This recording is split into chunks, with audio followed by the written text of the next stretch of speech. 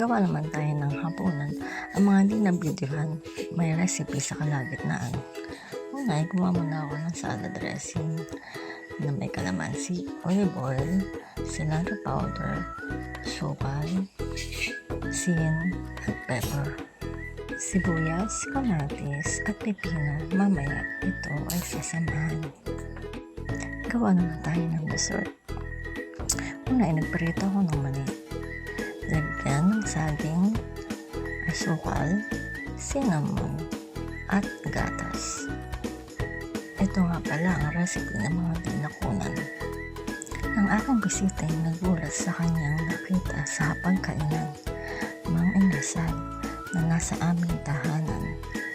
Homemade inasal na may java rice, salad, sili, toyo, kalamansi na sausawan, dessert, at sabaw-sabawan.